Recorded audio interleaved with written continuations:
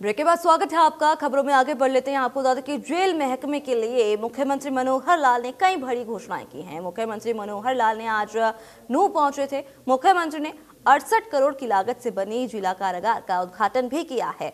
बता दें कि नूंह के गांव सलम्बा में 29 एकड़ में करीब 68 करोड़ की राशि से जिला कारागार को बनाया गया है। जेल की सुरक्षा के लिए 3 बाउंड्री है। निगरानी के लिए अंदर 6 वॉच टावर बनाए गए हैं। जेल में एक अस्पताल, लाइब्रेरी, कैंटीन, सुरक्षा के लिए अलग सेल, वहीं एडमिन ब्लॉक और कंट्रोल रूम भी बनाया गया है। कैदियों के काम करने के लिए एक शेड भी बनाया गया है। मुख्यमंत्री ने प्रदेश की 20वीं जेल के रूप में शुरू हो रही जिला नूंह जेल परिसर में कई घोषणा की है।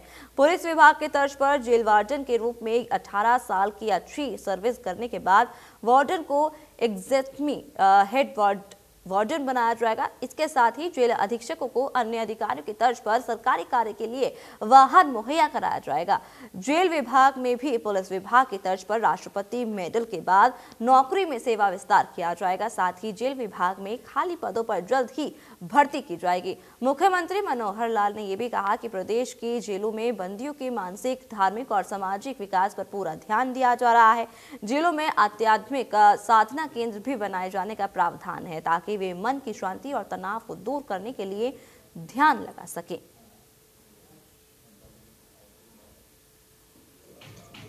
जेल है, जिला सुधार घर जिसको हम कह सकते हैं, इसका नए परिसर का और उद्घाटन ये हुआ है।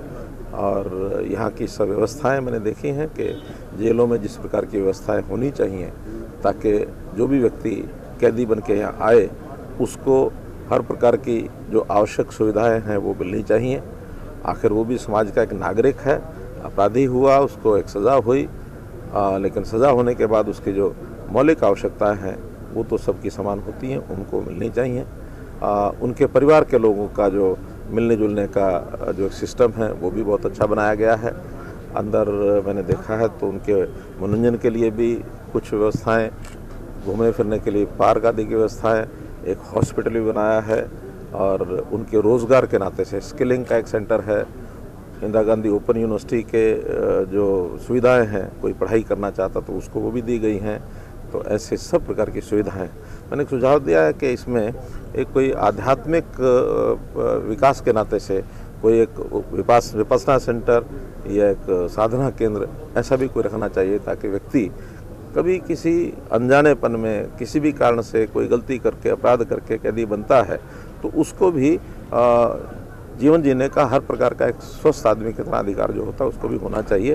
तो आज इस प्रकार की सारी बातें की हैं। मुझे जब जानकारी मिली कि जो जेल विभाग के कर्मचारी हैं वो भी आखिर हमारे जैसे बाकी कर्मचारी होते हैं उनके हिसाब से उनको भी सुविधाएं मिलनी चाहिए, क्योंकि वो भी एक जेल के परिसर में ही ज़्यादातर बंधे रहते हैं। ये कैदी भले नहीं होते लेकिन उनको भी उसी प्रकार का जीवन जीना पड़ता है। तो ऐसे उनकी जैसे जेल वार्डर्स की कुछ प्रमोशन का विषय वो नहीं होता था, उसको 18 साल के बाद एक हमने नया पद के साथ उनको जोड़ा है। इनके पास जेल अधीक्षक है, उनके पास वाहन नहीं थे, उनको वाहन देने की बात हमने कही है। तो ऐसी कुछ सुविधाएं जो उनको आवश्यक थी वो हमने दी हैं। सीएम मनोहर लाल ने कहा कि सरकार नूंह जिले में तेजी से विकास कार्य कर रही है। मुंबई एक्सप्रेसवे से जिले को फायदा मिलेगा। जब इंफ्रास्ट्रक्चर आते हम बहुत ठीक हो गए हैं, सड़कें सब ठीक हो गई हैं और लोगों के रहन सहन के बहुत से साधन वो ठीक हुए हैं, कृषि में आगे बढ़े हैं, एजुकेशन में आगे बढ़े हैं, तो भी आज ये एक एस्पिरेशनल डिस्ट्रिक्ट, जैसे देश भर में 112 डिस्ट्रिक्ट हैं उसमें से एक डिस्ट्रिक्ट ये भी है, क्योंकि बहुत पिछड़ा हुआ था इसलिए आगे बढ़ने में समय लगता है। तो इसमें खास करके शिक्षा है, स्वास्थ्य है, एग्रीकल्चर है, इन चीज़ों पर ध्यान देने की और आवश्यकता है। उसके लिए हम काम कर रहे हैं। IMT 7-8 बड़े हैं, खास करके जब ये एक्सप्रेसवे मुंबई का यहाँ से बना है, वो तो बन ही रहा है, आप देख रहे हैं। तो जैसे वो बनेगा, क्योंकि यहाँ लोगों के आने का एक जो रुझान है वो भी चाहिए। अभी तक रुझान में जो कमी थी, मैं समझता हूँ कि इंफ्रास्ट्रक्चर जितना बन रहा है, जितने हाईवेज बन रहे हैं, जितना KMP भी यहाँ से 7 से निकला इस ज़िले से होते हुए ही, तो ऐसे सब साधनों के कारण से अब इंडस्ट्री के लोगों की आने की इच्छा बनी है। अभी तक इंडस्ट्री ज़्यादातर गुड़गांव जिले की सीमा तक ही आके रुक जाते थे। अब जो MSME या कुछ यहाँ के स्थानीय लोग भी इच्छा करने लगेंगे, वो इंडस्ट्री लगाएंगे। तो इस प्रकार का ये IMT का जो मामला है ये सारा अब आगे प्रदेश में अरावली और शिवालिक की पहाड़ियों में छोटे छोटे झरनों के माध्यम से वृद्ध और बह रहे हैं।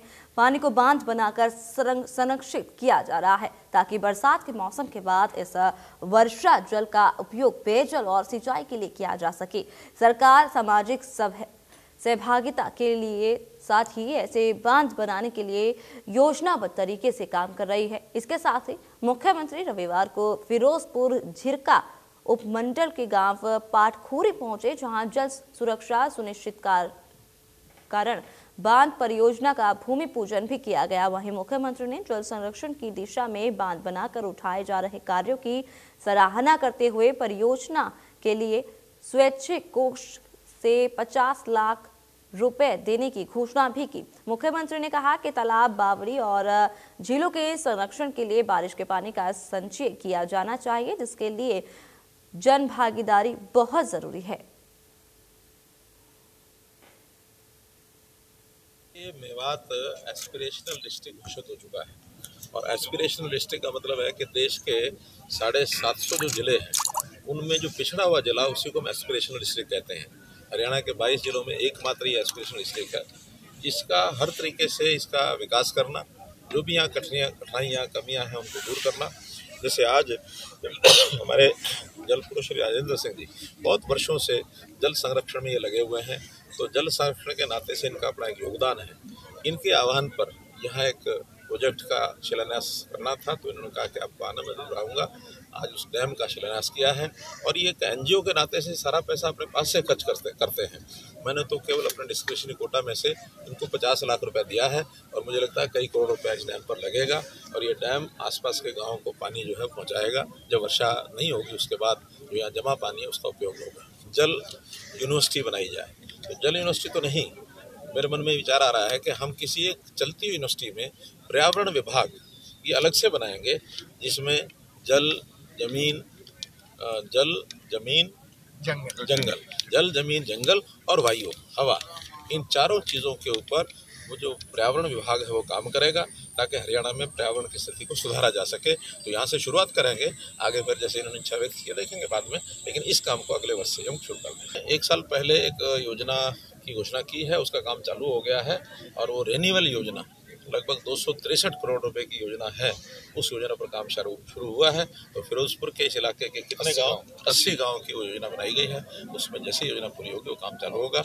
और साथ ही केएमपी के साथ साथ मेवात कैनाल ये भी बनाई जा रही है, यमुना का पानी भी इधर लेकर के आएगी। 200 क्यूसेक की जो मेवात कैनाल है वो भी कुछ वर्षों में बनकर तैयार होगी, ताकि मेवात के क्षेत्र का कोई भी एरिया है वो पानी के खास करके पीने का पानी हर जगह जरूर पहुंचे। उसके आगे फिर सिंचाई है या बाकी चीज़ों की आवश्यकता है उसको पूरा करेंगे। हरियाणा के सबसे बड़े औद्योगिक क्षेत्र गुरुग्राम के आईएमटी मानेसर में जल्द ही 500 बेड का अस्पताल बनने जा रहा है। ईएसआईसी के 500 बेड अस्पताल का शिलान्यास रविवार को किया गया। कार्यक्रम में मुख्य अतिथि के तौर पर सीएम मनोहर लाल और केंद्रीय मंत्री भूपेंद्र यादव के साथ डिप्टी सीएम दुष्यंत चौटाला भी मौजूद रहे। औद्योगिक क्षेत्र में कर्मचारियों को बेहतर सेवाएं मिले, उसके लिए ये अस्पताल एक वरदान साबित होगा।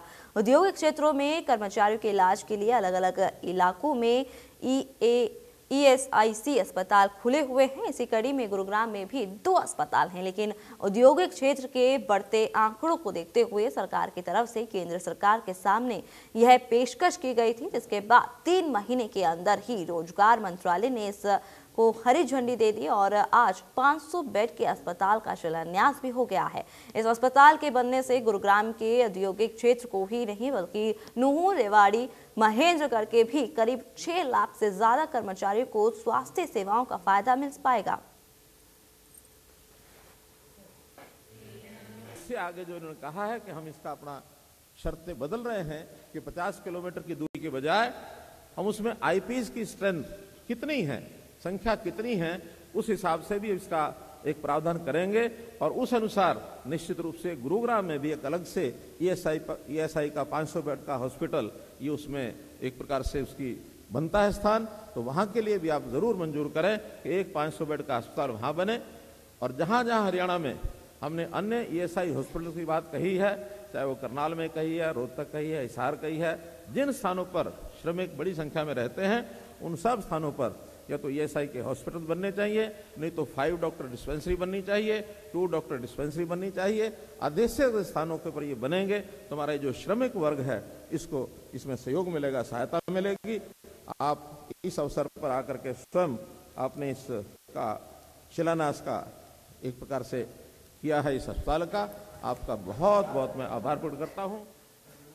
खेती करने के दौरान किसानों को आने वाली परेशानियों को ध्यान में रखते हुए प्रदेश सरकार ने योजनाओं के जरिए कई अहम कदम उठाए, जिसमें से एक है फसल बीमा योजना। आइए जानते हैं फसल बीमा योजना के बारे में, आपको बता देते हैं।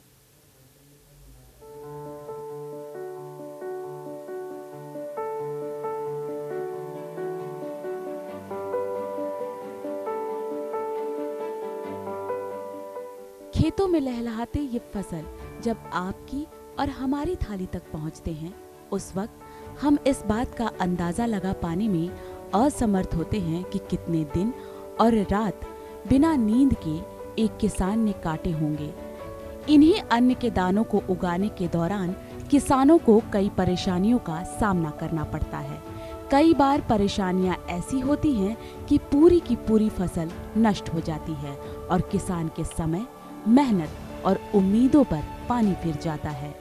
रिस्क मैनेजमेंट में भी प्रधानमंत्री जी ने फसल बीमा योजना लागू की, विरोध हुआ, फिर उसके बाद ऑप्शन कर दिया, ऑप्शनल भी कोई लेना चाहे ले, नहीं तो नहीं, जैसे कृषि मंत्री जी ने बताया। उसके बाद भी कम नहीं हुआ है, जो बीमा एरिया है वो कम नहीं हुआ, लगातार बढ़ रहा है। उसका एक कारण है कि लोगों को पता लग गया कि अगर नुकसान हो गया तो ये हरियाणा ही है जो 12,000 रुपए एकड़ देती है सरकार, बाकी प्रदेश वो भी नहीं देते, वो भी 4,000 5,000 रुपए एकड़ देते हैं। लेकिन अगर बीमा करा लोगे तो वही नुकसान का 20,000 25,000 28,000 रुपए मिलेगा। लेकिन अब हरियाणा के किसानों के जीवन को खुशहाल बनाने का बीड़ा हरियाणा सरकार ने अपने कंधों पर उठा लिया है। कई किसान कल्याणकारी योजनाओं की ताबड़तोड़ शुरुआत हो रही है, जिनमें से एक है प्रधानमंत्री फसल बीमा योजना। इस योजना के हर लाभ को प्रदेश के हर कोने तक पहुंचाना ही हरियाणा सरकार का मकसद है। इस योजना का लाभ किसानों तक कितना पहुंच पा रहा है, आप किसानों से ही सुने। किसानों को बहुत फायदा मिल रहा है। फसल योजना अपने पोर्टल पर करवाते हैं, उससे जो भी खराब होती है तो सरकारों को पता चल जाता है कि इसकी कितनी फसल खराब हुई है, उसी के हिसाब से उनको मुआवजा मिल जाता है। हमें इससे बहुत फायदा मिला है। पहले क्या था कि पता नहीं होता था कितनी फसल खराब हुई है, कम आता था। अब तो पूरा ब्यौरा ऑनलाइन हो गया सारा, तो बिल्कुल A to Z रिकॉर्ड रहता है। प्राकृतिक आपदाओं के नुकसान की भरपाई के लिए एक विशेष योजना मुख्यमंत्री बागवानी बीमा योजना के नाम से दिसंबर 2020 को शुरू की गई। इस योजना के तहत 21 फलों एवं सब्जियों की फसलों को 750 से 1,000 रुपए प्रति एकड़ प्रीमियम के साथ 2.5% का बीमाकृत की गई है एवं किसानों को क्षतिपूर्ति के रूप में सब्जियों में 30,000 और फलों में 40,000 रुपए की राशि दी जाएगी। हमने बागवानी की अलग से योजना बनाई है, मुख्यमंत्री बागवानी बीमा स्कीम। उसके लिए उसका प्रीमियम भी कम किया है, तो इसलिए बागवानी के नाते से हमको वो करना चाहिए। हमने एक स्कीम चलाई भावांतर भरपाई योजना, वो भी एक प्रकार का बीमा ही है। उसमें बीमा का प्रीमियम नहीं है, इतना ही है कि उसमें अगर घाटा हो गया तो सरकार उठाएगी, नफा हो गया तो भाई किसान का। हरियाणा सरकार ने प्रधानमंत्री फसल बीमा योजना को लेकर पिछले साल सबसे बड़ा फैसला किया है। हरियाणा सरकार ने छोटे किसानों के हिस्से का फसल बीमा प्रीमियम खुद भरने का फैसला लिया। इससे ज्यादातर किसान बीमा के दायरे में आ जाएंगे। किसी भी प्राकृतिक आपदा से फसलों को होने वाले नुकसान की भरपाई मिलेगी। मैंने अमरूद की और नींबू की लगा रखी है, लेकिन अमरूद मेरा सही चल रहा है जी फिलहाल। और इसमें सब्सिडी सरकार भी देती है जी, 2300 रुपये मान लो साल के दे रही है सरकार भी जी। 2 साल से मैं सब्सिडी ले रहा हूँ इसके ऊपर जी। और अब मान लो कटिंग पे है, जो कटिंग के ऊपर भी सब्सिडी सरकार दे रही है। किसानों के जीवन को सुखद बनाने के लिए किए जा रहे प्रयासों को न केवल किसान सराह रहे हैं, बल्कि आम जनता भी सरकार द्वारा दी जा रही सुविधाओं से बेहद खुश नजर आ रही है। बुलेटिन में फिलहाल इतना ही। बाकी खबरों के लिए आप बने रहिए इंडिया न्यूज के साथ। मुझे दीजिए इजाजत। नमस्कार।